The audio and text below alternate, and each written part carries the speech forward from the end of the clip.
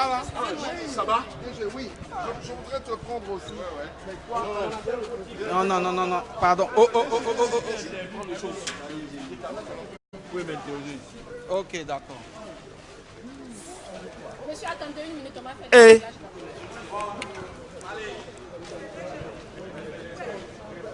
Non, attends, moi, mais je fais une photo tout à l'heure.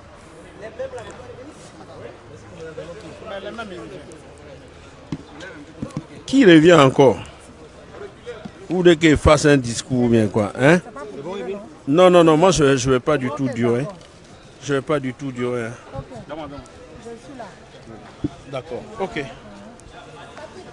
Oui, Bon, alors, vous avez rapatrié combien de personnes là, en fait 155 personnes. Avec des femmes beaucoup Des femmes, 89 femmes.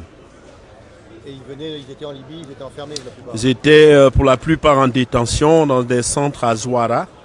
Donc, grâce à l'appui de l'ambassade des Côtes d'Ivoire et de l'OIM, on a pu faire 3 petites rotations de l'aéroport de Zouara à l'aéroport de Mitiga et ensuite organiser un transfert de toutes ces personnes ici à Abidjan.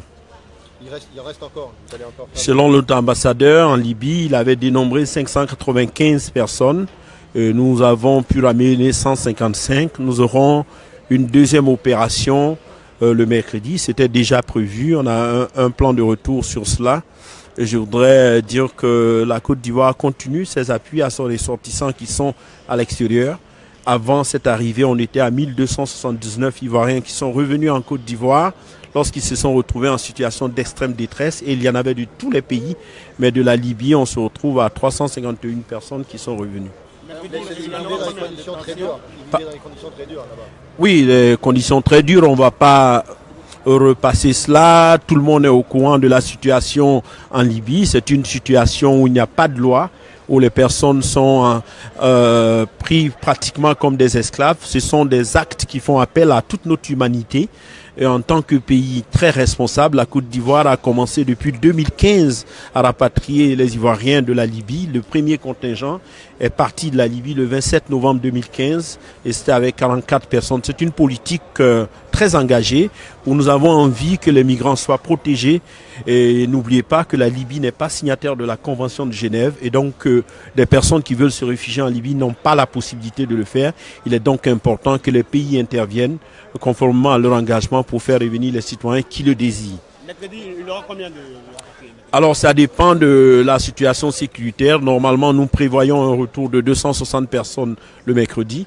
Nous espérons que nous pourrons aboutir avec cette haute opération.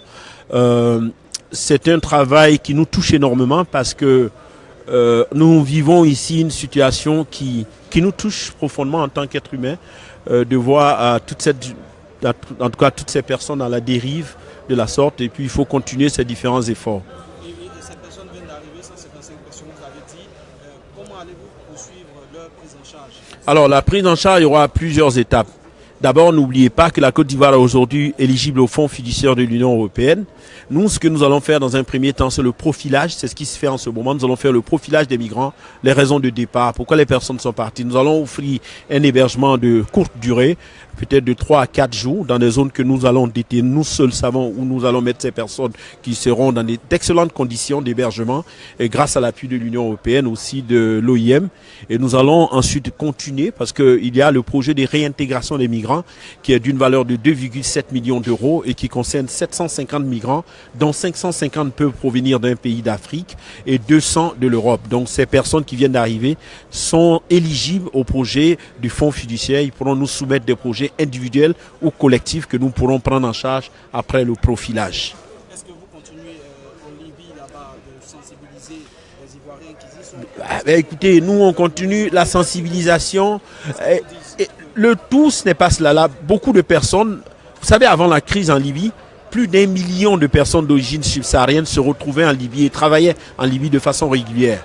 Au moment de la crise, ce sont toutes ces personnes qui ont cherché un endroit où il fallait partir. Et n'oubliez pas, je viens de le dire, la Libye n'est pas signataire de la Convention de Genève. Il n'y a pas de possibilité de protection. Il n'y a pas un seul État. La division de la Libye, les conditions difficiles de sécurité font qu'il est extrêmement difficile de partir des prisons, sans compter les prisons privées, pour essayer de dénombrer ces gens. Je voudrais vraiment rendre un hommage particulier à l'OIM, un hommage particulier à l'ambassadeur de Côte d'Ivoire en Libye, son excellent Thiam Mokodou, qui bien que délocalisé en Libye, fait un travail de fourmi avec ses équipes, à prendre ses photos dans les différentes prisons, à renvoyer les données pour le profilage, etc. Donc je voulais dire que tout ce qui se dit, c'est qu'ils sont dans des situations incroyables.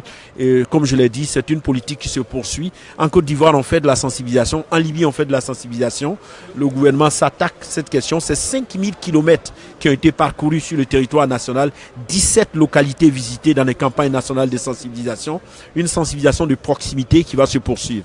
Alors, que font les autorités libyennes pour vous faciliter la tâche? Alors vous parlez d'autorités libyennes, on a déjà expliqué qu'en